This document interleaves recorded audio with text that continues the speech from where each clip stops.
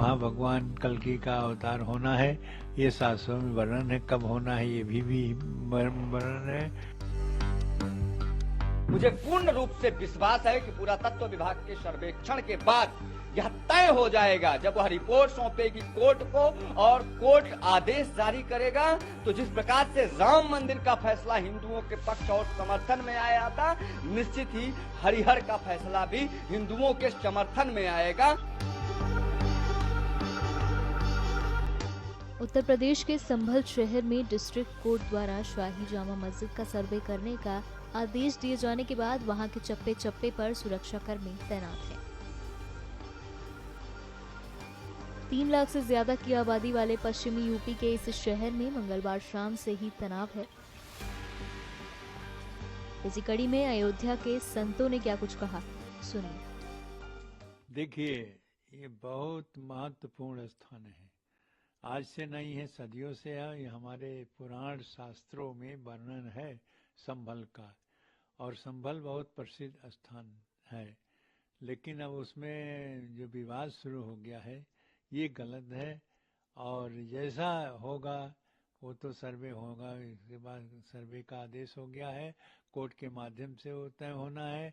लेकिन वस्तुतः ये है कि जो शास्त्र में हमारे वर्णन है और जिसकी जितनी भी प्रसिद्धियां हैं, वो सभी स्थानों को, कोई भी ऐसे स्थान नहीं है हिंदू के और जिस पर मुसलमानों ने कोई न कोई ऐसा घटना कर दिया हो या तोड़ दिया हो, या उसको सर्वे में या उसको अपने वक्फ बोर्ड में ले लिया हो, ऐसा चल रहा है। लेकिन जिस प्रकार से इसको कोर्ट में गया है तो निश्चित है ये हो जाएगा कोर्ट के माध्यम से, क्योंकि वहाँ भगवान कल्कि का अवतार होना है, ये शास्त्रों में वर्णन है। कब होना है ये भी वर्णन है।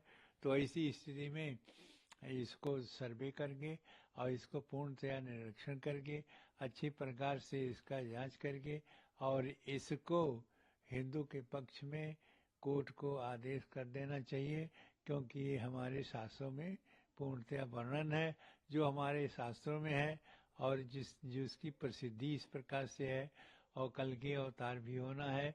ऐसे संभल को जिस प्रकार से विवाद में कर दिया गया है मस्जिद के माध्यम से, वह गलत है और इसको तत्काल निर्णय लिया जाए, यह हिंदुओं का मांग है। जिस प्रकार से 90 के दशक में कार सेवा के माध्यम से बाबर नामा को अयोध्या में ध्वस्त कर दिया गया था, अयोध्या से मैं दिवाकराचार्य महाराज आवाहन करता हूं सुप्रीम कोर्ट के जजमेंट के बाद और प्रभु श्री राम को विजयश्री का हार पहनाने के बाद यह सुनिश्चित हो जाता है, यह तय हो जाता है कि जो बाबर पैदा तजाकिस्तान में हुआ, जो बाबर मरा भारत में और दफनाया अफगानिस्तान में गया, वह बाबर मात्र आतंकवादी आक्रांता था, जिसका भारत में कुछ भी नहीं है। और अब भारत में शाही फरमान नहीं बल्कि भारत में संविधान जारी होते हैं और संविधान के न्याय प्रणाली व्यवस्था के अंतर्गत सभी को न्याय दी जाती है। मंगलवार को जो ASI सर्वे हुई,